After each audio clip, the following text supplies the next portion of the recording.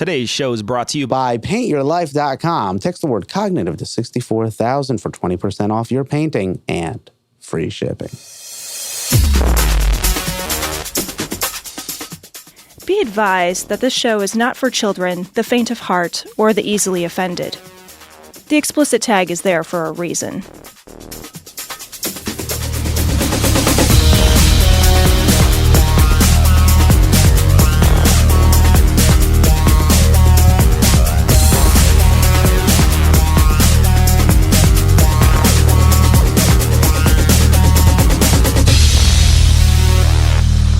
Recording live from Glory Hole Studios in Chicago and beyond.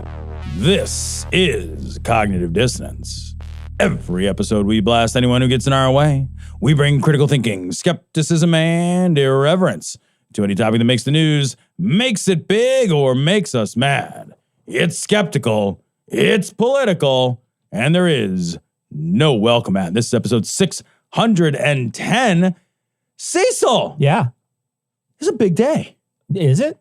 Happy anniversary. Oh, it is. Happy insurrectionversary. We are recording this on 1/6. We are. 22, which is exactly 1 year ago that violent conspiracy theorists broke into the fucking Capitol building, digging for papers for Nancy Pelosi. They're gotta be here somewhere. There's gotta be something we can find. There's gotta be something in there. Yeah.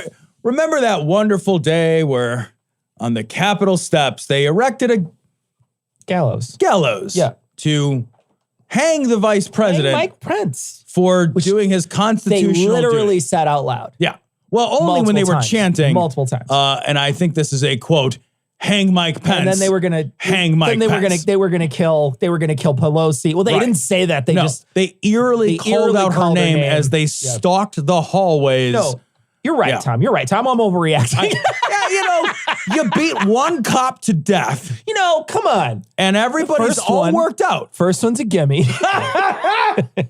Holy shit, man. Yeah, man. It's crazy. You turned me on to something this week. I don't know, fans of our show may also be fans of the New York Times Daily podcast. The Daily podcast, hit or miss sometimes. Depends on the topic, of course. Sometimes they are very...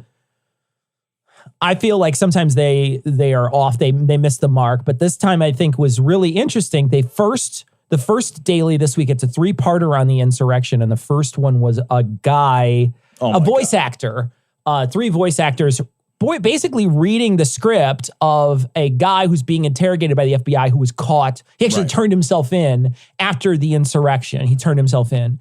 He was eventually sentenced to 3 months, maybe in jail or probation. 3 whole months, man. Doesn't matter. In any case, he got 3 months in jail. He lost his job. I might have lost his kid. I don't know. But that's his big sad story. Yeah, he got the big boo-hoos is what he got. He got a big sad story. Yeah. About how he wound up in the insurrection. His story was essentially, I didn't have anything else going on that day. It felt like it was historic, so I went down there. I didn't even know they were voting on anything that day. I wandered in because the doors were open. It's actually kind of your fault the doors were open. Yeah, for real, he says this. When I fell, a policeman accidentally fell near me, and I kind of helped him up. I was pushing him up. I helped him up. Right. I helped him up. Right. And that was his story that he told the FBI people. And the whole time I'm hearing this voice-acted thing, I'm just like, you are such a fucking liar. Yeah, that's why I'm listening to the Daily, and I listen to it almost every day, especially I usually will listen to the Daily when I'm driving back or driving to dropping off my stepdaughter at school. So I'll miss it if she doesn't have school, because then my whole routine is off, right? Yeah. So, but I'm in the car and I'm listening to it, and I texted Cecil at a stoplight. So it's like, you gotta listen to this fucking thing, because it's making me so mad. Yeah. It was making me so mad because he's weaving this fucking tale of naivete that is such fucking boiled bullshit. It is absolutely the least plausible series of events. And that's how, through a series of unfortunate events, I lemony snicketed my way into the Capitol. I went into the Capitol. I came out with 2 adopted kids. I have no idea how that even happened. What is even happening? And now I've got to abuse them. I've got to spend my whole life abusing these children. This is your fault, Rotunda police officers. This is on you. I got to live in a weird fucking Tim Burton house for the rest of my life. Fucking A, man. I seriously, I could not believe some of the shit this guy is. Yeah, they didn't really stop us from going in. They tried. There was 6 of them, man. Soups, dupes, hard, There was man. like 6 of them. Right. Like, what's crazy to me is the way he weaves his tale as if, if the Capitol wasn't dressed so slutty, I wouldn't have entered it. Right. That's man. literally what he says. And then he's like, literally what he says. It's the same very sentiment. similar what he's saying. Yeah. He's basically saying, look, the doors were open, and I thought the police officers were like, come on in there. There's a tour. There's a tour guide. There's a bus. They got those little handsets. They're going to tell you about what pictures on the wall. It's so wildly incongruous to the video we saw of the event, of the chaos and the violence and the pushing and the screaming and the shouting and the fucking pepper spray. There was that one guy getting shoved through a Play-Doh Fun Factory. Right. He's getting smooshed. He's just getting smooshed the whole time. He's screaming. That is actually the scariest. Watching that is like, that gives me the fucking like because grabbers. In the crush, he easily died. Oh, it's scary. He easily died, and he could not move, and he's screaming. Yeah. And then the people who are pushing on him are like mocking him. Yeah, there is an intense level of cruelty, and there is video of this guy, right? So the FBI's there's video of the guy who's on the Daily, right? The voice actor, they did a voice act, but the guy he's got his own video, transcript. He has his own video, and so the FBI's got like his cell phone video and his like social media posts and all this stuff. And so he's like, at one point, the FBI is like, at one point, like, you're telling the cops to retreat. He's like, no. I was telling the mob to retreat. You see, I was on the side of the police. I love the police. Yeah. And then video comes out from the, more video comes out that was found by some of the internet sleuths that are helping to find and name and identify the insurrectionists. Right. And toward the end of this guy weaves this totally impossible, improbable tale of wild Princess Bride level bullshit. It's fucking Big Fish of the Capitol. That's essentially what it is. Dude, it is. It's Big Fish. It's fucking Forrest Gump, bro. Big Fish in the Capitol. At the end of it, there's going to be a funeral, and everybody's going to tell you how much they love the guy. Yes. And he caught the biggest fish in the world, and he fought a giant, and he fucked a mermaid, and that's how I got into. That's how I got into the Capitol that one day. I was just minding my own business, fucking this mermaid when and then. Bam! There I am. I didn't know she had a magical vagina that transported you to the rotunda of the Capitol. I would have entered her or the rotunda. But then the video surfaces of him like straight fighting the cop. Yeah, like fist fighting the cop. Right. Like there's a bell and a referee. And Mike Tyson runs in and bites his ear. And it happens like right before sentencing. Yeah. So right before sentencing, this video, and the guy's like, all right, you got me on Fair that enough. one. Okay. Turns out I'm real sorry, more different, and then harder. Then the judge, Tom, is like, okay, well, here's an extra month. Yeah, they was going to get the guy was originally going to get 2 months, 2 fucking months. They asked 2 for months. 6. They asked for 6. And then the Daily, not knowing how to do math, said, well, they split the difference and gave him 3. Thank you for saying that, because I stared at my... Do you know what the difference is? If you start at 2 and your end is 6, the middle is not 3. Yeah. That's 1 away from your starting point. Just do the dots like they did when you were in grade school and you had to draw the line and there was a number line or whatever. Seriously, the Daily. Oh, it's amazing. Seriously, the judge split it. Why are these guys getting these fucking bullshit, hand slappy bullshit sentences, Tom? It's so pathetic. And these people, the way this guy plays it off, he makes it seem like I didn't have anything going on that day. I'm not really into politics. I don't really know anything about this stuff. I didn't know there was a vote going on. Bullshit. These people were whipped into a frenzy. That is such a lie. It's such a lie, and you could tell from the very beginning. And then they followed it up with another daily podcast today. Now, we're recording this on 1/6, so they're doing another one tomorrow. And the one they're doing tomorrow, they're going to have another, they're going to basically recap what happened in the year, I think. I'm not sure. But they took to Liz Cheney on today's Daily. It's the second part of this. And Liz Cheney is completely under fire by her own party because she's the only one. She's literally the only Republican I can think of. There might be one more. Mitt Romney is still There's like one more. Strong. And then in the Senate, Mitt Romney, that are like, no, the president fucked up. A couple days after, a lot of Republicans, Mitch McConnell. I mean, we're going to talk about it on tonight's show. Yeah. There's a bunch of different Republicans that were all 100% fucking, he's wrong. He did the wrong thing. But Liz Cheney, the only one, like her dad, straight shooter. You know what I mean? She tells it to you right in the face. Right in the face. She tells it to you right in the face. Definitely. And then you have to apologize for it. You better be sorry. You better be sorry. But when she tells you to go fetch that bird, you go get that bird. Get that fucking bird. You get that bird. You bring it back in your mouth. How weird is it? What a world we are living in where I'm on the side of a Cheney.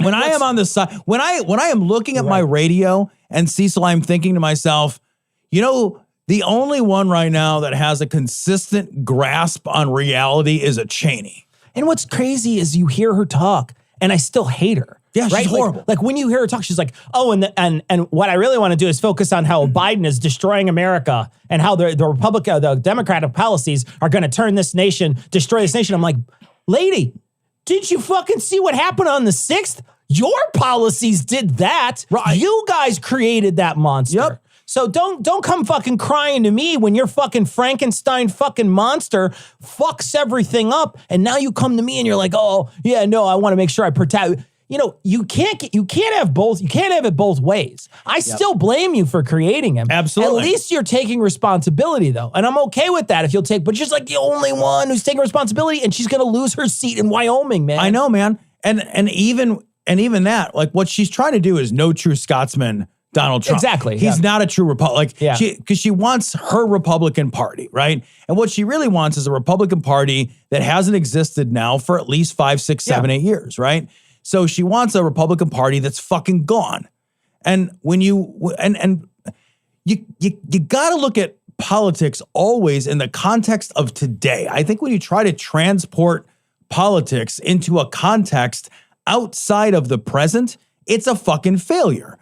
Liz Cheney wants a GOP, a Republican Party that she can still feel good about. She wants her dad's GOP, man. But that GOP literally doesn't exist anymore because the GOP is not a static thing. Yeah. It is a conglomeration of the assholes who identify that way today. Yeah.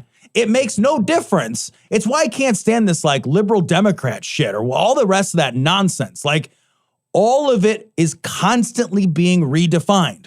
It is always redefined moment by moment, Congress by Congress, institution by institution. There is no such thing. There is no definitional a priori Republican Party, which exists as a fucking shining plinth for us all to compare ourselves to. It's not a platonic ideal. Right. It's not a GOP in the sky that we all look to and say we want to be like that. And it's also held together by the glue of Donald Trump. Yeah. I mean, let's not forget that Donald 100%. Trump for years poisoned the well on so many different things. He poisoned the well on discourse. He poisoned the well on voting. He poisoned the well on a lot of things. And these guys have not dropped those policies. None of them. None of them. So they're all still touting the same lies. And they're literally calling it in this fucking daily, the big lie. Yep.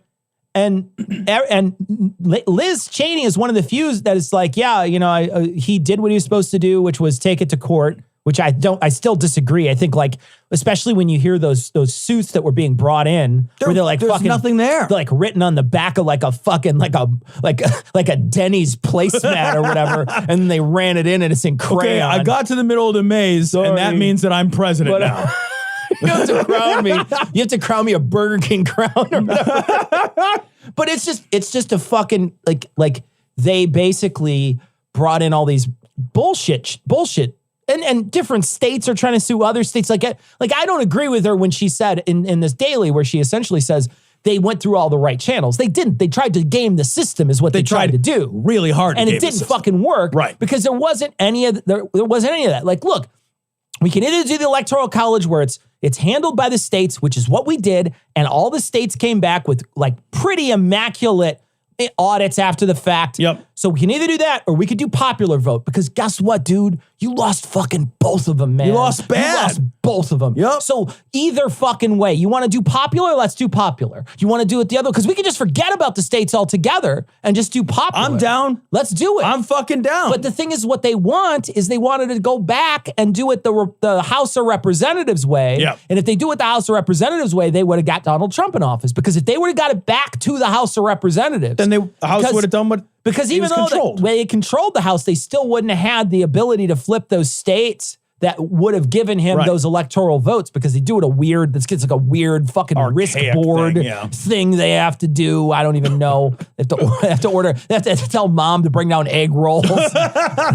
You know. But anyway, so in any case, the Liz Cheney and this other one were very interesting, but it is, a year and nothing's happened. Dude, nothing and people are going to say, oh, the investigation is still ongoing. It is. And Merrick Garland came out this week, and Merrick Garland, to his credit, said, look, whether you're there or not, we're not stopping. We're going to stop at any level. We'll prosecute at any level. The January 6th commission is moving fairly swiftly. Yeah. Like they are, by all accounts, they are moving fairly swiftly. And there are like new revelations coming out all the time. So the texts and things, they're coming out like crazy. So let's talk about this story from the Huffington Post. A year later, GOP lawmakers still won't say if Joe Biden is actually president. So 147 Republican lawmakers voted to overturn the will of the American people in a democracy. Yeah. That's what happened. Yeah. The American people in a democracy fucking showed up to vote, and 147 Republicans said, we don't give a shit about democracy. We just want our power to be we just want to ensconce. Right. We want to ensconce this guy that we have already had in power. We want him to stay in power. Yeah. Even though he lost the popular vote by more margin than most people lose, and he also lost electoral college by a large margin. He still lost both, and he failed. And they still wanted to basically throw out. They wanted a do-over. They wanted a do-over for the entire democracy. Yeah, I'll accept the president when I pull it out of the hat and it's not a practice. That's exactly or a Biden. That's what they wanted. It's not a Biden. Yeah. My favorite part of this is when they asked Ted Cruz the question. They said, "Is Donald Trump is Biden the president?" And they said in this, I want to read it. It says, "Cruz, this is what the HuffPost said." So he wouldn't answer the question, and he got in the elevator. This is great. Cruz stood in the Senate elevator as he spoke, and the doors weren't closing for some reason. HuffPost pressed him on why he wouldn't answer the question himself, because he did refer them to his own office. He said, I refer you to my office for this. He said they pushed him on why they couldn't answer the question himself, since it was about his own belief. For the next 7 seconds, Cruz stared blankly in silence until the doors finally closed. It's because he's waiting to get fucking instructions from the mothership. There's a delay. Yeah. There's a slight delay. Light speed isn't instantaneous, and it's far enough away where there's a little bit of a delay. 7 seconds isn't that much. Every time you get in an elevator, you lose reception. Well, so what happens is Ted Cruz gets in the elevator and his fucking reception turns off. It's weird. And he's just on hold until the elevator opens back up again. He's just got to wait. He's got to wait, and he actually freezes in place. He doesn't, like if his arms are up, his arms stay up the whole time. Mouth still like a fucking old Twilight Zone where people are pretending to be mannequins. He's standing there, and then finally when the doors open, then he starts moving again. Yeah. It's like, oh, I'm sorry about that. Oh, I'm sorry. I was stuck in stasis. Sorry, I was fumbling with being a humanoid. My apologies. I have been reanimated. Pay no attention to my brief stasis. But they played around here. They really did fuck around, and we're going to find out, I think, over the next several years. I think they've essentially poisoned the well of democracy, because I think in the next couple of elections, everybody's going to be doing the same thing. They're going to be saying the same thing. Doesn't matter who wins. People are going to say the election was rigged. I think at this point, we're at this place where, and they did it kind of at the right time, if you think about it, when they're going to be passing all this gerrymandered bullshit. Yeah. And now, if you go and say, well, that they fucking gerrymandered this district beyond belief, now there's no way we're going to win. They're going to be like, oh, yeah, that's voter fraud. It's voter fraud. Right. Is that what it is? Voter fraud? Well, it only matters when it happens to you. Yep. And so essentially they're just gonna be able to wipe this away. And I mean, you can't poison the well on voting in a democracy. No, you can't. You can't because there's no takesies, backsies on that. Yeah. And we also have, we now have a Congress, maybe not full, but full enough of trolls in charge, man. Yeah. Like we've entered a new phase of politics where trolling is now a methodology or almost a party, almost a political party. You've got this whole group of, Marjorie Taylor Greenes and Lauren Boeberts and Madison Cawthorns and Matt Gaetz and like there's and Tommy Tuber or whatever fucking guy's name is. Or what is his fucking name? Tuberville. There you go. It's not Tuberville though, because we call him Tuberville, but it's something that's like Tuberville. It's even worse. Tuberville. It's even worse than Tuberville. It's Tuberville, which is worse. You've got that whole bag of assholes. Where you buy discount bats at Tuberville. Right. Welcome down to Tommy's Discount Tuberville. Down to Tuberville. It's Tuberville and Tuberville. We got tubs. We got tubers. We got anything you want. You can grow tubers in your tubs. He's just screaming at a microphone, spraying himself with a shower spray. Tuberville, come on down to Tuberville. Tuberville. Oh, somehow I'm in Congress. No kidding, man. What the fuck? God damn. Well, MTG got taken off Twitter this week. She did. Oh, yeah. And so that actually, that's a, it's kind of a big story. It's not anything we were planning on talking about, but it is. Her personal account got taken down. But her like professional account hasn't yet been taken down. But it will. She was spreading COVID misinformation and you deserve it. I'm sorry, you deserve it. You just deserve it. That's not a place. We are too lenient when it comes to things like this. When it comes to this story about Ted Cruz, who won't be put on the spot to say a true thing, right? He won't let you ask him this question on a very simple answer. Is Biden the president or not? Refer to my office. We let these people get away with lying. We let them get away with lying and then lying again and then lying again and obfuscating the truth and avoiding the question. And then we let these people get away with, when it comes to with public health, we let them get away with, subvert. How many Congress people have subverted public health, Cruz included, I know, throughout this entire pandemic? My name is McCoy. I'm a doctor. What am I, a doctor or a moon shuttle conductor? I'm a doctor, not a bricklayer. I'm a surgeon, not a psychiatrist. Look, I'm a doctor, not an escalator. Spock, give me a hand. I'm a doctor, not a mechanic. I'm a doctor, not an engineer. I'm a doctor, not a coal miner. You keep saying that. Are you a doctor, aren't you? I don't know.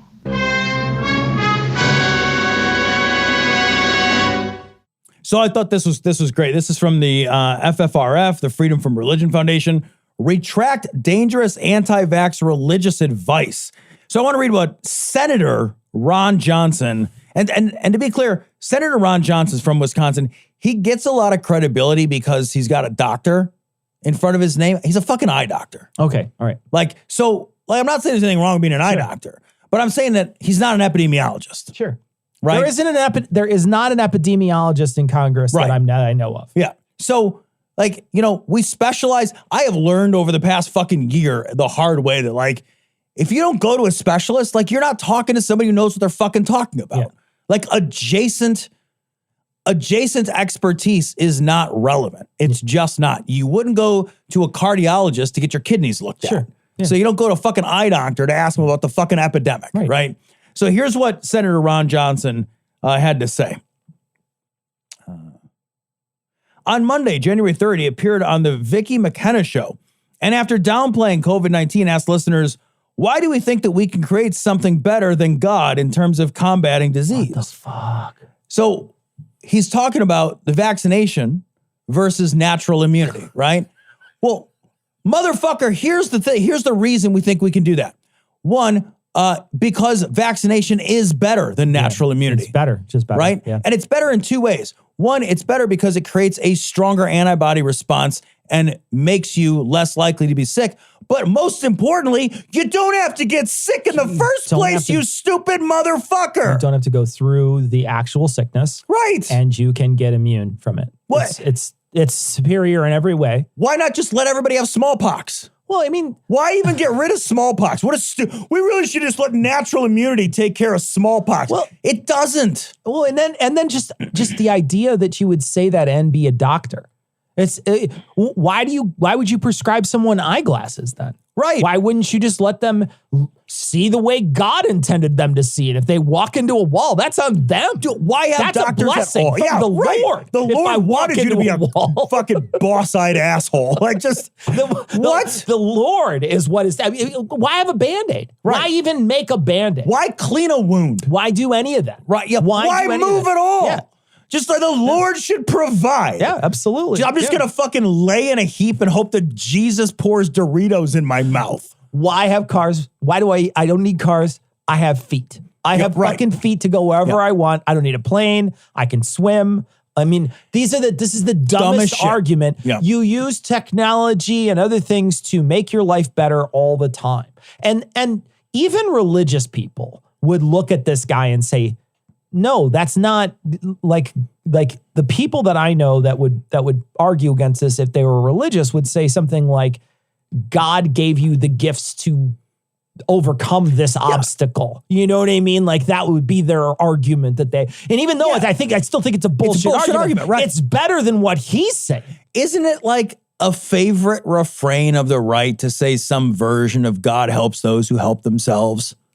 Right? Yeah. So how is it not that, well, we built this fucking vaccine and it super duper works really great. You know what? Don't take that. Just get sick. Roll the dices on whether or not you're going to get better. Yeah. Roll the dices on whether or not the natural immunity even holds. Like, that's one of the crazy things is like, we're in the middle of Omicron, right? And Omicron's numbers are much more significant than any numbers we've seen by orders of magnitude at this point. And people are getting sick that had Delta. Where's their natural immunity? Well, the thing is, like, you don't necessarily get natural immunity just from being sick. You can get the same cold more than once. Yeah. Not everything works. Like, that's a simplistic, childlike view of how fucking disease works. And no epidemiologist recommends that. Yeah. Literally none of them are like, I don't know. Let's just hope that the next variant you have a natural immunity to. Well, you don't. You could get Delta, you could get Alpha, and then you could get fucking Omicron. Yeah. It's happening right now. Yeah, it's like a salad bar. Right. Yeah. It's like a fucking bad fraternity that just keeps. I just like we're not even living in the same reality. Yeah. And this is not somebody with little power. This is someone with immense political sway. This is someone who is one of 100 people who make decisions in a body of legislators that decide things for the entire nation. One of 100. This motherfucker's 1% of the Senate. 1%, man. How outrageous is that? There's only 2 senators for all of Wisconsin. Yeah. First of all, that's too many. Yeah, I know. Right. Yeah. We should get rid of the Senate. I really think. I honestly believe the Senate is the worst. There's no reason for it. The Senate is the worst. Get the fuck rid of it. What a bad idea the Senate I feel like you just do that. The House makes sense because the House is like, here's where the people are. The people make decisions for the nation, period. You, Iowa, get a say. You, Wyoming, you get a say. Get 3 people. 3 people. 3 people from there? That's a lot of people. That's half the... It's a lot of people. 50% of the population of Wyoming. Genuinely, it's a larger population percentage than you would get in California by a lot, right? A lot of those places that have those small percentages that send 3 people, their percentage of power in the body greater than per person is greater than some of these large population centers. Yeah. So you already have sway. You already are someone who has more sway than someone than just a single senator from or a single congressperson from California. Get rid of it. Why do we need to? It just bogs everything down. And then if one of them is one way and one is the other way, nothing happens. It's all stacked in the Republicans' favor to slow progress. It's all stacked in their favor to slow progress. It's the worst. Hey, everybody, what better way to start your 2022 than with a lasting memory of 2021? Did you get to see friends and family last year? Maybe, maybe not. But what if I told you could put them all into one big painting without actually having to interact with them? Well, I've got the solution for you. If you want to give or receive a truly meaningful gift, you've got to try paintyourlife.com. Get a professional hand-painted portrait created from any photo at a truly affordable price. Send any picture of yourself, your children, family, a special place, or a cherished pet, or combine photos into one painting. With Paint Your Life's compilation portraits, you can bring together family members who never had a chance to meet, or create a portrait of the whole family without the need for everyone to be there for the family photo. Choose from a team of world-class artists and work with them until every detail is perfect. You can order a custom-made hand-painted portrait in less than 5 minutes. Quick and easy process, get a hand-painted portrait in about 3 weeks. Meaningful, personal, and can be cherished forever. Makes the perfect gift for someone you love or for yourself. And while I did miss the annual nude figure painting that Gary insists on, paintyourlife.com is a convenient alternative. At paintyourlife.com, there's no risk. If you don't love the final painting, your money is refunded, guaranteed. And right now, as a limited time offer, get 20% off your painting. That's right, 20% off and free shipping. To get this special offer, text the word cognitive to 64,000. That's cognitive to 64,000. Text cognitive to 64,000. Paint your life. Celebrate the moments that matter most. Where am I? This is the Great Hall of Judgment. Judgment? Oh, not to worry, Charlie. You'll go to heaven. All dogs go to heaven because, unlike people, dogs are naturally good and loyal and kind. Huh. Yeah, that's true.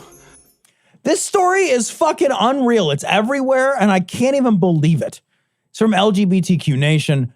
Pope Francis denounces selfishness of adopting dogs instead of kids. I want to read what this fucking asshole said. Go ahead, Tom. Speaking at the Vatican this week, the Pope said that it is, quote, a denial of fatherhood and motherhood and diminishes us, takes away our humanity, end quote, to choose a dog or a cat over a human baby. Civilization grows old without humanity because we lose the richest of fatherhood and motherhood, and it is the country that suffers, he continued. Today, we see a form of selfishness. We see that some people do not want to have a child, he said. Sometimes they have one, and that's it, but they have dogs and cats that take the place of children. This may make people laugh, but it is a reality, he continued. He even brought up straight couples who cannot have biological children and suggested adoption. Having a child is always a risk, but there is more risk in not having a child, in denying paternity. No, there's not. There's no risk in that. What is the risk in that? I don't know. Don't you think that they should be embraced? Like, instead of rejecting this, I think the Catholic Church should embrace this, and this could be a new slogan. Groom dogs, not children. I think that would be a better... I'm going to tip my mic over. Bonk. God damn. Oh, no. God damn. But seriously, they need young kids because it's so hard to entice somebody who's older. What are you going to do? How are you going to entice a millennial? You got to pay off their student debt. Like, right. What do you do? Like, well, the thing is, like, they don't want altered dogs. Like, that's not... That's not hot. That'd be adorable, though. Wouldn't that be super cute to have an altar dog that just comes up and walks up? You know, because sometimes they'll have the dog bring the wedding rings up. Have you seen this? Like the golden retriever comes up and it's got him in his mouth. It's always a golden retriever. It's so fucking adorable. Could you imagine if they had an altar dog comes up and he's got like a little basket of wafers and he walks up and he hands somebody slobbering a little bit in his mouth. And then there's like a couple of hamsters that drag the wine up. Like you could have a whole like menagerie. It's like an ark full of animals. It'd be amazing. That's so amazing. You just reinvented a church I would go to. I know, right? I would go to the church of like, cute, adorbed animals. Yeah, exactly. It's like a fucking emotional support church. Why do they all have a vestment that says "Do not pet"? I know. They really need one, though, don't they? Right? They should put those on the fucking kids. Put those on the kids. Put those on the altar boys. Maybe the Pope and the Catholic Church shouldn't be calling for more kids to come. You know? It's a bad idea. It's a bad idea. A lot of this story's a bad idea. Everything about this story is a bad idea. I recognize that this is not just a popism, and this is certainly a Catholic churchism, right? Yes, one of the reasons why, when I first met my wife, she was a Catholic. And one of the reasons why she's not a Catholic anymore is, I think over the years, just, me and her talking about religion has made her think a lot more deeply about whether or not it's true, right? Sure, having those conversations makes you wonder whether or not it's true. But another reason that she turned away from it, something that I talked about on the show when it happened, was the church had basically said, if you don't procreate, her priest literally told her, if you don't procreate, you guys should get your marriage annulled. Your marriage isn't worthwhile in the church because my wife was considering not having children. She was like, I don't think I want to have children. And they said, you should just get your marriage annulled then. And she realized that what they want is a baby factory. What they want is they want to turn all women into baby factories, and they don't want to listen to what they have to say about whether or not they want to have their own autonomy or they want to live. I don't begrudge, of course, anybody for having children. Have all the children you want, but I'm a child-free guy, and I'm very happily child-free, like very happily child-free. So the idea that somebody outside is going to look inside of my life and make judgments on that, I mean, no, that's what the church is for. Right. Let's be honest. That's what the church is for. But like the idea that someone was going to do that was too oppressive, and that made her leave the church. So this is something that they recognize they're not filling up like they used to. The numbers are going down. The numbers are going down. And you also look at how many Americans become priests. It's a very low number. It's like none. It's very, very low number. And the same thing goes for nuns. Right. Nuns don't, there's like few, none of them. Very none. There's few of them. And most of the people that are priests here in the United States or that are young are coming from other countries. So that they're not refilling in that sense, because many of these seminaries closed down. They're just 100% closed down. Oh yeah, man. And then now you're looking at fewer and fewer people in the pews. We talked a couple of weeks ago about how the nuns is the biggest thing. And he's talking about what he wants is he's not talking about me. He doesn't care that I have a fucking cat or two cats. Yeah. He cares that the lady who comes to his church isn't shitting out kids and putting them there so that he can indoctrinate them. Right. Well, that's the thing is that for generations, it used to be that you gave one of your kids to the church. Yeah, you had to tie the kid. Right. Yeah. So, you have like 43 kids or something, and like the one you like the least, like you ship off to the church or whatever. And no one's doing that anymore because that's a garbage practice. And people, there's so many reasons for it.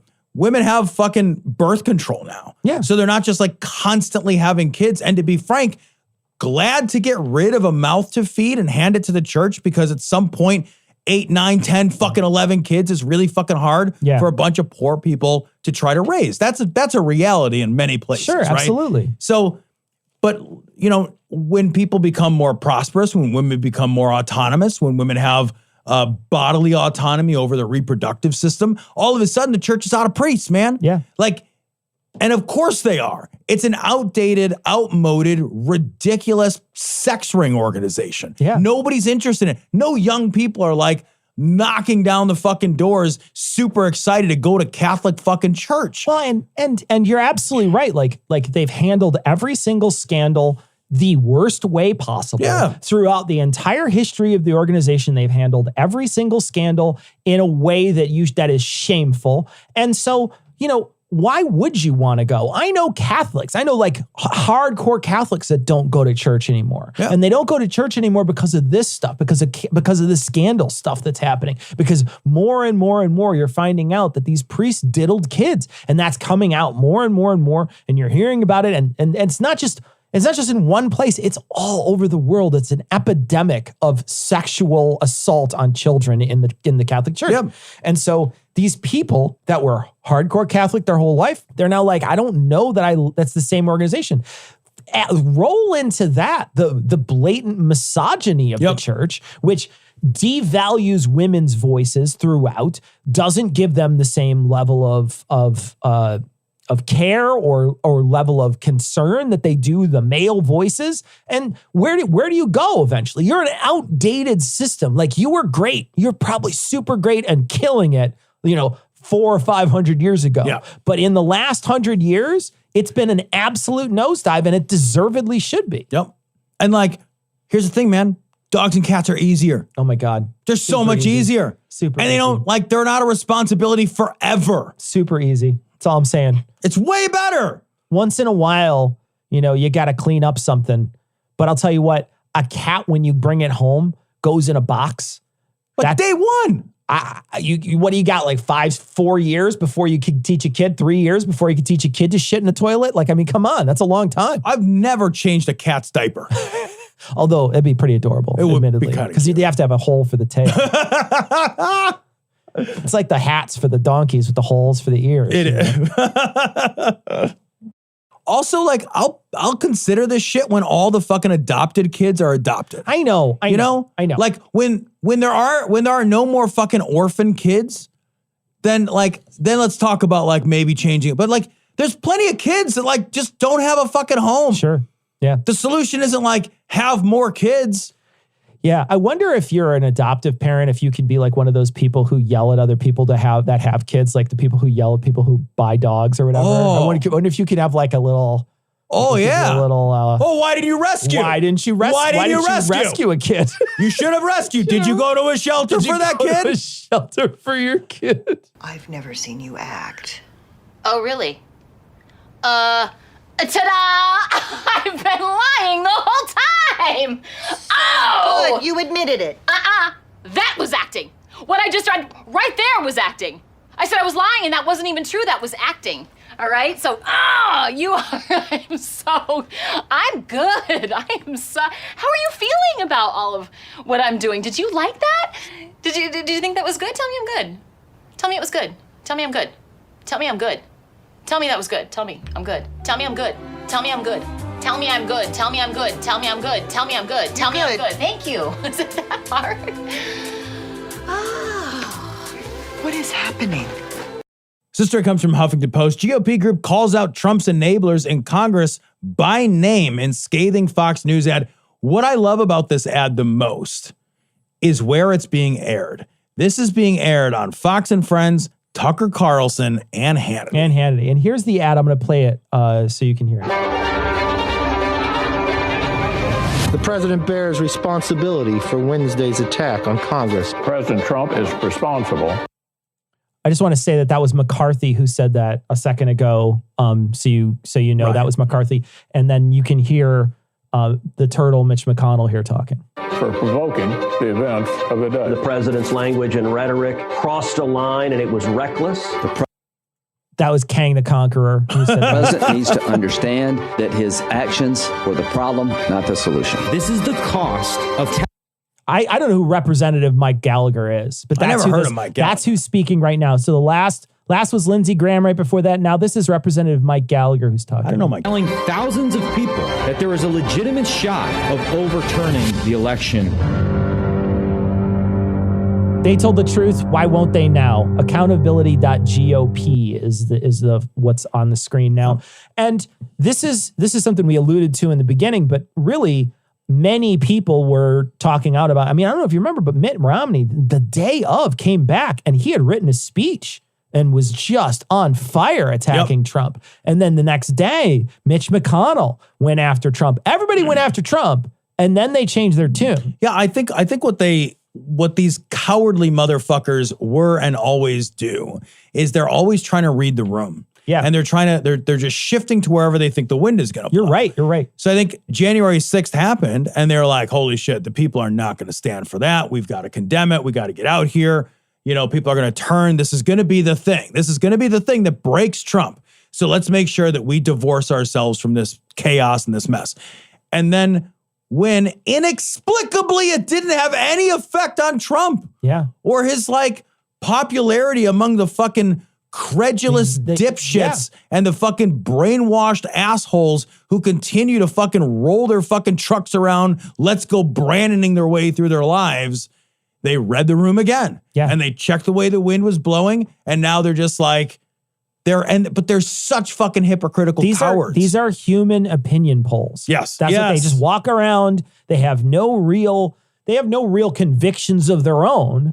All they are trying to do is mimic the people around them. You know, and it's funny too, because in that, again, I'm going to refer to the beginning of the show when we were talking about Liz Cheney. There's a part where they play a tape of Matt Gaetz flying to Wyoming, and he flies to give a speech there for one of the people that are running against Liz Cheney in Wyoming. And he even said, how is she talking about the will of the people? She isn't going for the will of the people. She's going for this other thing. And you're like, yeah, no, she's going for the rule of law. Right. Like there's a difference. Like the will of the people up here is a garbage will. It's not a real will. Yeah. It's a cult of personality will. Yeah. He's like, you're not, how can she represent the people? She's a representative. And it's like, well, but look, if I'm sitting in a room and everybody in that room walks in and says, water isn't wet and the sky isn't blue. Yeah.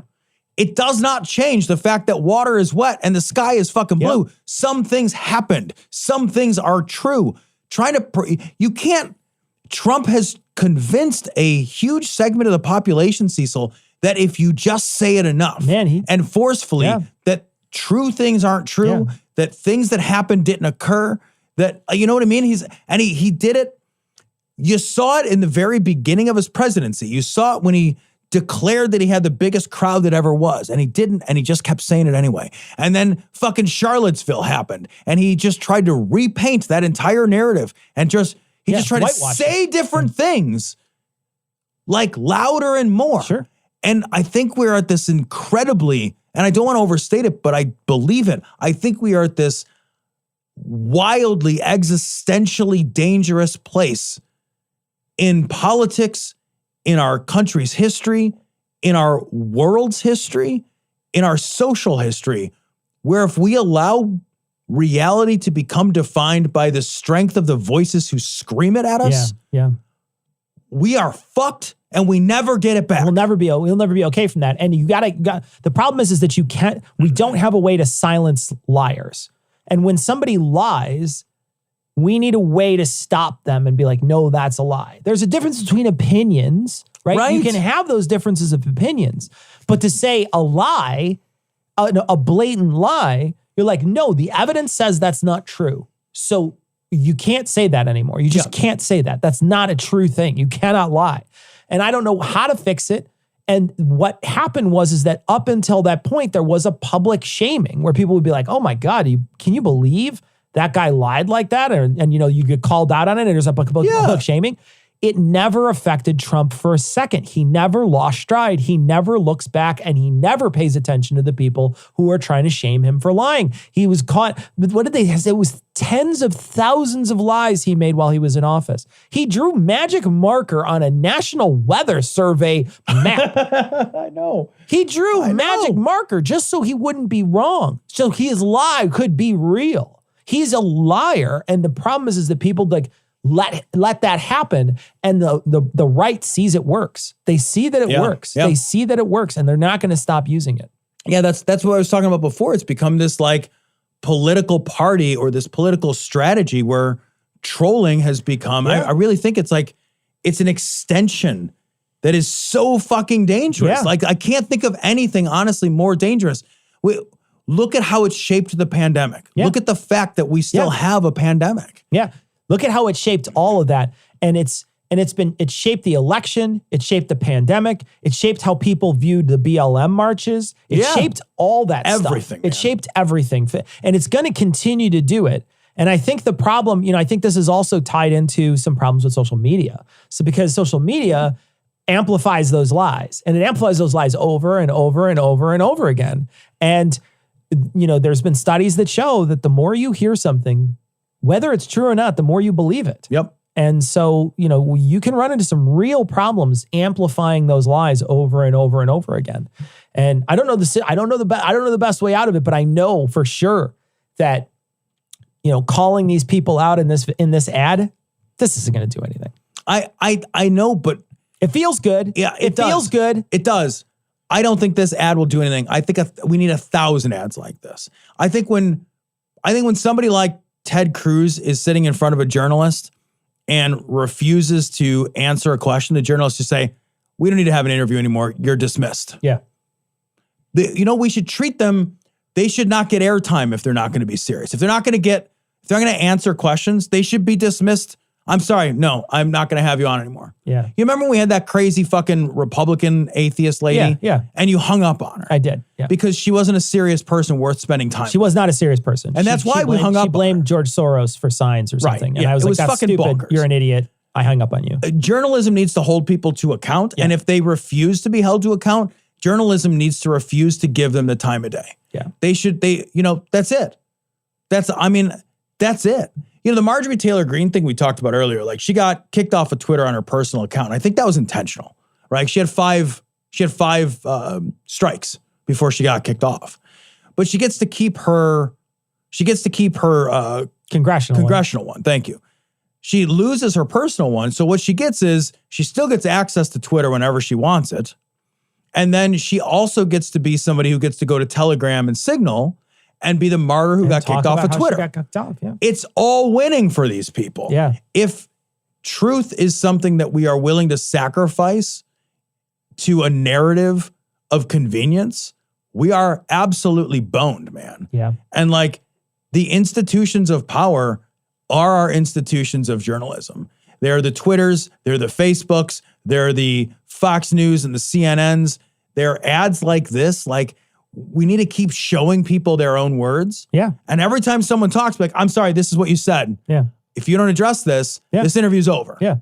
Anything else, we're fucked. It's like I said last week, using that voter ID thing against the Republicans. If you say it enough and you keep saying, I wanted voter ID, even though you didn't want voter ID, which you wanted was if I was a Democrat and I was pushing it, I would want something that would be like voter ID and name, but it would be so accommodating to everyone that there's no way a Republican would vote for it. And then I would just say it over and over and over again that I wanted voter ID. I would do exactly what they're doing to everyone else. I would do the exact same thing they're doing. But I just don't know that that's not the right path. Right. But it feels like that's the only path. It feels like there's no way back up that cliff. No, because like we've got a national gaslighting party. Yeah. Yeah. Like we're fucking being gaslit every fucking day. That's why I feel crazy all the time. Me too. Like I texted you this week. I was like, I feel crazy all the time because we're being gaslit constantly by these people who are telling us that the sky isn't blue and that water isn't wet and that January 6th wasn't an insurrection. Yeah. And that they didn't condemn it themselves on January 7th. And they did. And like, there's tape of them doing it. Really like clearly and unequivocally. Yeah. You see this right here? This is a book. And books are for nerds. So for this week for Cogdis Book Club, we are nearing the end of this book. This is chapter 22, Significance Junkies in Demon Haunted World by Carl Sagan. I want to say there's 25 chapters. Let me look real quick. 26 maybe? There's 25 chapters, so 3 more after this. This starts out very much talking about a dead medium. Yeah. So yes. It 100% starts talking about the dangers of television and how bad television is and how bad it rots your brain and yada, yada, yada. And I'm thinking, oh, you sweet, poor summer child. You have no idea what the internet's going to do to your brain. You have no idea what the internet's going to do to our attention span. You have no idea what the internet's going to do to any of that stuff. So, I mean, it's really just talking about how TV, could be a lot more about learning. There could be a lot more learning involved. And he spends a good deal amount of time talking about sports because I think it's an important connection for a lot of people to, media as sports. Many people, I know you're not a sports guy, but there's a lot of people who really do enjoy sports. And I, in particular, very much like sports. I got a chance to hear him talk about geometry and basketball, which I really thought was cool. And so he's talking about basketball in this. And I'm a big basketball fan myself. And so it was great to hear that sort of thing.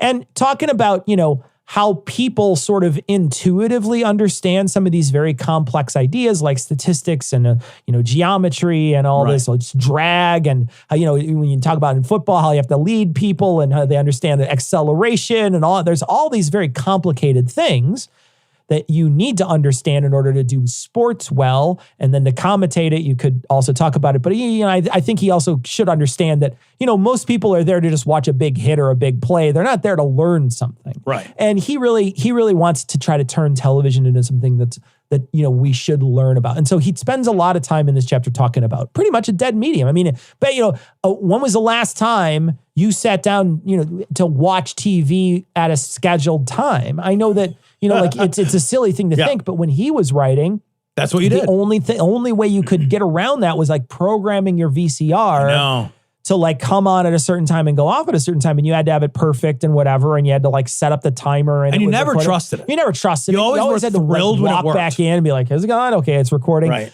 But that was the only real way around it. TiVo in the early 2000s showed up, and that sort of changed things with DVRs.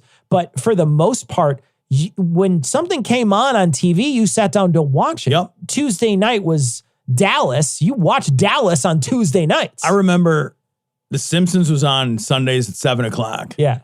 And I did not have plans Sundays at 7 because that's what time The Simpsons were on. I was a huge Simpsons guy. And like, I wouldn't work.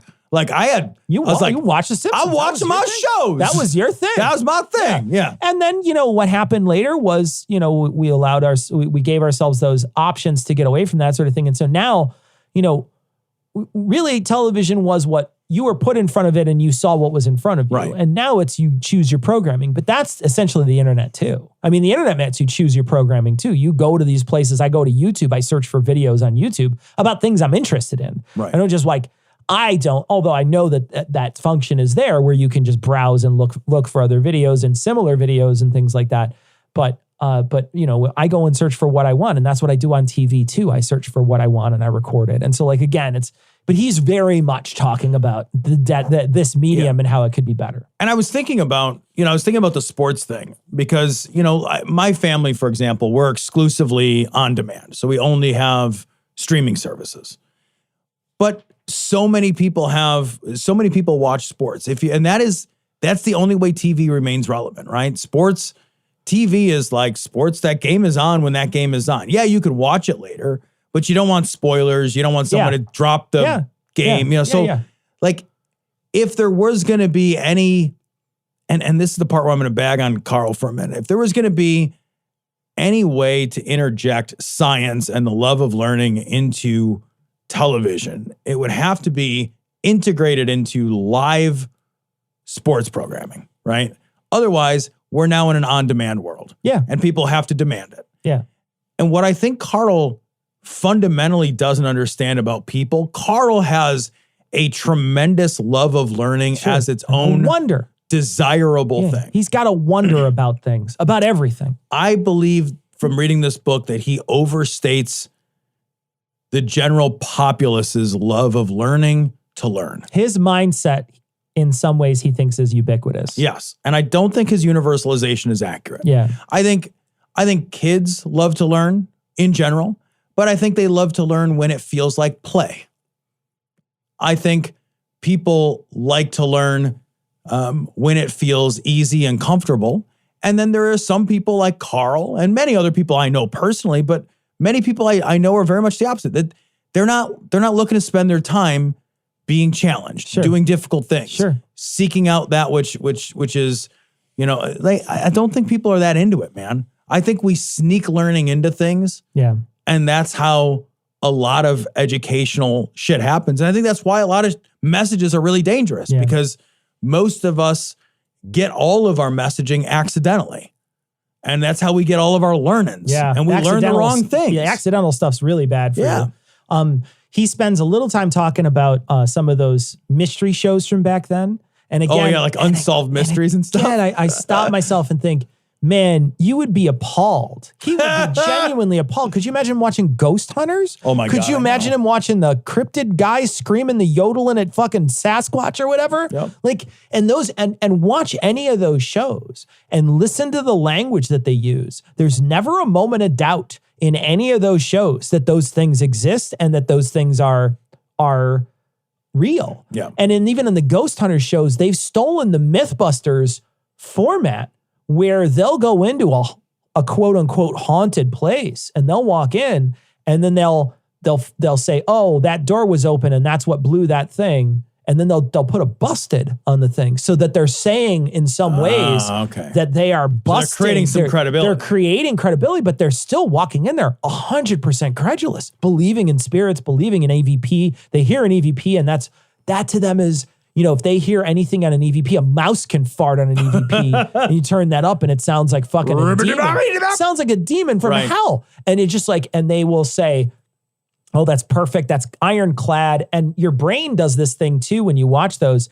If you don't hear something or if you hear something and you don't see the writing underneath it, like a subtitle, sometimes you can't hear it, understand it at all. But if the moment the subtitle's in there, it's clear as day. Yeah. And they do that with those EVPs where they'll put help me or something on there. But that's what it sounds like.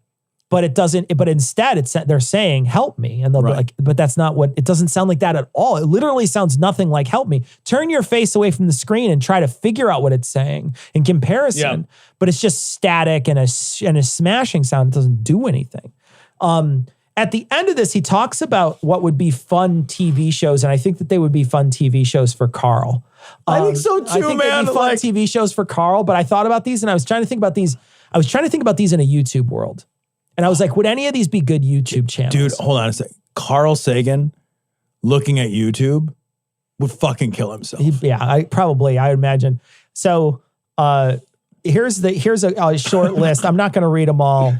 The wonders and methods, he's got a bulleted list, possibilities of how we could do science and television. Let's just presume these would be YouTube channels. And there might be, and someone may surprise me this week and send me a message and be like, this is actually a YouTube channel. And there it is. And it's massively popular. And it could be. There's a very good possibility. I don't know. I have no idea. I am looking at you skeptically, but I believe. I know. The wonders and methods of science routinely presented on news and talk programs. That's real human drama in the process of discovery. A series called Solved Mysteries in which Sorry. I know it's, anyway, so but one of the things he says is solved mysteries, and he says including puzzling cases in forensic medicine and epidemiology. But I want to stop there and be like, yeah, but a lot of forensic science is garbage, right? So there's a lot that we've presumed is real, and all those forensic files things, we all presume that stuff is real. But once you dig into a lot of that's just shit. Once they got reviewed as an actual, we did a deep dive on this. Once they got reviewed as like an actual scientists were like, shut the fuck up. That's not real. And so, there is some things you can do forensically, but not the things that they show you on these shows. No. In these shows, it's like, well, I took a print of the shoe. Yeah. And then I determined that it had to be a Nike shoe. Manufactured between March 3rd and March 6th, 1997, sold at a store in Clinton, Pennsylvania. And it could only have been sold to somebody about 6'4". Yeah. With a size 12.5 shoe, weighing approximately 209 pounds. Sir, are you 6'4", weighing approximately 209 pounds? Also, are you black, and did we have you picked out before I'm to sorry. do this? Yeah. You can't speak. I did knock out your teeth before I arrested you. I will say this. Go listen to that, because there are so many things in that you and I just didn't know when we were doing the research. Blown away. And we just stopped. Holy shit, for real? Like the bite mark thing. Yeah. And then the print thing where they're just like latent prints, and they're like, sometimes they don't get any prints. They get like a tiniest little thing. And then the people can't even identify bite marks when they send them out. There's so much stuff in there that's just fiber analysis. Nonsense. All nonsense. The bullet casing thing from like that's like you might as well get an ESP guy. Like there's so much stuff that's just bullshit. Go find that episode if you didn't listen to it. Go find it, because Tom and I jaw on the floor the whole time. Can't believe that this stuff has been passed off as real. Dude, it's dowsing for murderers. It's 100%. That's what it is. That's a YouTube show. I would watch that. Dowsing for murderers. Dowsing for murderers. The plot's kind of, admittedly, the plot is a little, it happens a lot at the same time every way, but all right, I'm going to read 2 more of these. A separate series on fundamental misunderstandings and mistakes made by famous scientists, national leaders, and religious figures. That's cognitive dissonance. Get out. And then a state-of-the-art computer graphics facility to prepare in advance scientific visuals for a wide range of news contingencies.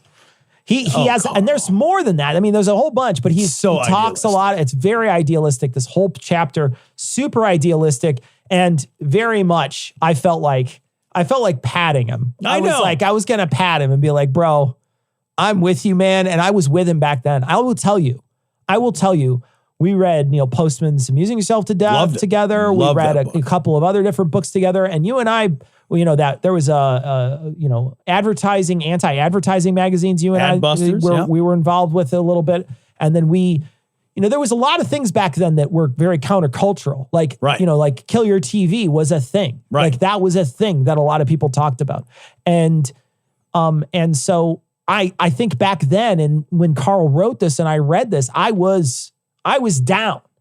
Yeah. And I'm still down. I just don't think anybody else is. The thing is that none of that was wrong, right? Neil Postman is right. Carl Sagan is right. We were right to be worried about the stultifying effect of television on the American public. We just didn't take it far enough. Yeah. The thing is that we were only wrong because we grossly underestimated how bad things were going to get as media evolved well beyond the television. Yeah.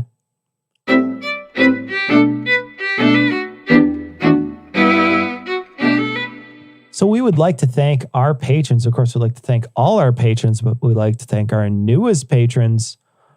Oh, Really Radio, Jai, Natalie, Tantalon, Cordy, and people who up their pledges, patron saint of the No Wipe Bowel Movement.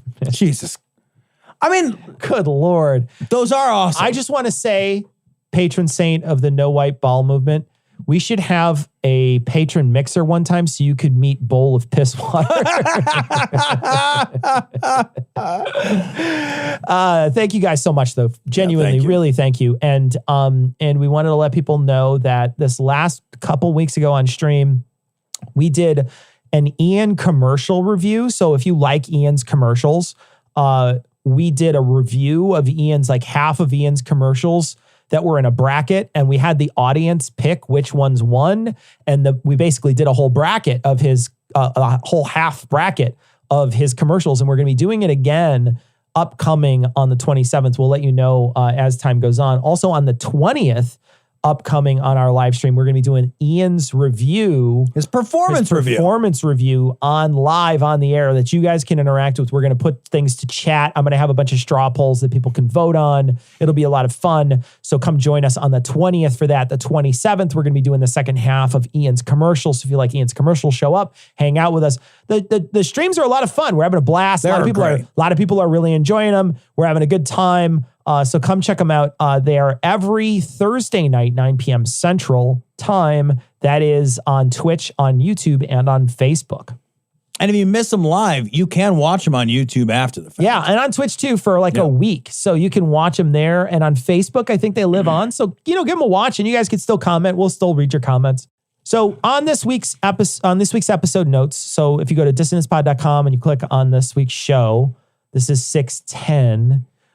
You will see in the notes, there's a survey. Tom and I are wondering broadly from the audience, a couple of questions about whether or not you guys are enjoying CogDis Book Club. There's going to be a couple questions on there. I haven't actually made the survey yet, but my suspicion is the questions will be like, do you like it? There'll probably be a sliding type scale of how much you like the segment that we're doing on Demon Haunted World. And what books, whether or not you like this particular version of it, or if you like the David Icke better. And then probably we'll ask you like ways to improve it, like some open-ended questions. Please take a minute and just go to, fill the survey out. This is part of the show that's just been added. Most of the show isn't up for debate. Most of the show we've been doing it 600 times. We're going to keep doing it. Exactly. We do what we do. But this is a newer portion of the show. And we're looking for feedback from people, whether or not this is something we keep in the show or we keep doing it. We're probably going to be asking, we'll probably have a patron poll soon to figure out what books we're going to do. And we're actually going to talk about some books tonight in the email section. But I just want to let you know, take a look at this last week's episode notes so you can take a look at this survey, and then you can figure out whether or not you want to, just participate in it with us and just let us know whether or not you like this segment. We got a couple of suggestions for books. This one is from Doug, and Doug says, well, you guys should maybe read Manufacturing Consent by Noam Chomsky. I think I read this, although I don't know that I remember. I read a couple Chomsky books, but I don't know if this is one of them. It's funny that you say that because I think I saw a documentary. There's a Manufacturing Consent documentary. Okay. And I know that I've seen that. And I know that I saw Chomsky speak regarding manufacturing consent at Southern Illinois. Were you there with me? Did we go together? We shook his hand, didn't we? Did we go together? We shook his hand, right? Yeah. We shook his hand and there was a guy that we were with did something really weird. Yeah, he was real cringy. We all stood in line. And I remember we just walked by and shook his hand really quickly. Yeah. It was a very quick But somebody we were with, I remember the comment he made. It was an extraordinarily cringy comment. He spoke so slow. Yeah. What I remember about Chomsky is how slow he talked. I remember sitting there just being like, he could finish this sentence eventually. It was very slow. I remember he was old back then. Yeah. Is he still alive? He's still alive, dude. Wow. Yeah. I remember meeting him though. And I remember him standing there awkwardly against the wall, and he was just leaning back against the wall. And there's so many people coming up, genuinely, I think there's a lot of people who probably really liked him. Really and admire him, yeah. really admire him. And they said some stuff. But it's just like, I didn't know him and I only knew him because the other guys knew him. So I was just like, cool speech, bro. Well, I also hate, like, especially with intellectuals, like, I don't want to meet them. I dislike meeting people like that. I don't want to do it. I don't want to shake their hands. I don't like that part. Like, for me, I divorce the ideas from the person. Like, the ideas are what's important to me. The person, like, I don't want to, like, we're not getting to know each other. Yeah. Two, like, this is not the important part of your ideas. Your ideas are important so I have always disliked that meet and greet stuff. Like, I hate it so much, actually. So I remember standing in that line being like, I don't want to be here so much. Oh, what I remember too is you and I went to go see on the opening night downtown. We saw Howard Zinn's Can't Stand Still on a Moving Train or something like that. I don't remember what it's called. It's a really bad movie.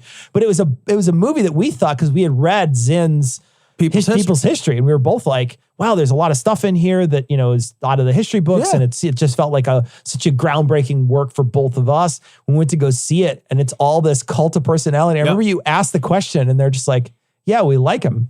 Yeah, I remember the directors were there, and I'm like, how do you make a movie like this and avoid this sort of fawning cult of personality problem? And they're just like, we like Howard Zinn. Yeah. I'm just like, I don't want to be here anymore. I know, same thing. We both walked down. We were like, this sucked. This was the worst thing I've ever seen. It was terrible. I've never watched it again. Yeah, we saw that. We saw it at the Siskel. We saw it at the Siskel. We did. We saw it at the Siskel. We saw the Derrida movie there, too.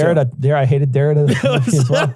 Why do we watch intellectual movies? It's the worst. We stopped. Yeah, it's the worst. Okay, so another person said, this one is from re-examining my ethics after playing Assassin's Creed Odyssey. I like that name. That patron name is great. Book suggestion, The Founding Myth Why Christian Nationalism is Un-American by Andrew Siddell, the Freedom from Religion Foundation attorney. So that's a possible. That's interesting. You know, like that's an interesting book. I wonder too though, like some of these like really very easily secular books. I don't know that I'm going to get a ton out of that. Maybe I will. Maybe there's history in there that I didn't know. I'm not sure. I'm not going to throw away your idea, but I think about it and I think like I really kind of want to read something that excites me. You know what I mean? That like I don't want to read something that rhymes with everything I already know. Yeah. You know, it feels like something something I know already. Yeah. Tim says, book suggestion, Speak of the Devil, How the Satanic Temple is Changing the Way We Talk About Religion. Now, that might be interesting because that would really explore a lot of that because I don't know a lot about them. So that might be interesting too. Tango O says, Radley Balco's Rise of the Warrior Cop. Guys, I would love to get Radley Balco on the show just to talk to him. It was such a good book. I think Tom would really enjoy this book. But yeah, that might be an interesting book to put on there because that one is really eye-opening. Talks about the history of the police working its way up until like all the drug war stuff and how they got all their money and just like how it corrupted everything. It's a really good book. I should read it no matter what. Yeah. So yeah, we got some good suggestions. We'll definitely look into it. So, catch us on stream. Like we said, the 20th and the 27th. The 20th is Ian's review. The 27th is we're going to go over some commercials that Ian did. So check it out. Come hang out with us on stream. It'll be a good time. But we are going to wrap it up. And just like we do every time, we're going to leave you with the Skeptic's Creed. Credulity is not a virtue. It's fortune cookie cutter, mommy issue, hypno-Babylon bullshit. Couched in scientician, double bubble, toil and trouble, pseudo quasi alternative, acupunctuating, pressurized, stereogram, pyramidal, free energy healing, watered downward spiral, brain deadpan sales pitch, late night info docutainment. Leo, Pisces, cancer cures, detox, reflex, foot massage, death in towers, tarot cards, psychic healing, crystal balls, Bigfoot, Yeti, aliens, churches, mosques and synagogues, temples, dragons, giant worms, Atlantis, dolphins, truthers, birthers, witches, wizards, vaccine nuts, shaman healers, evangelists, conspiracy, doublespeak, stigmata, nonsense. Expose your sides. Thrust your hands, bloody, evidential, conclusive. Doubt even this.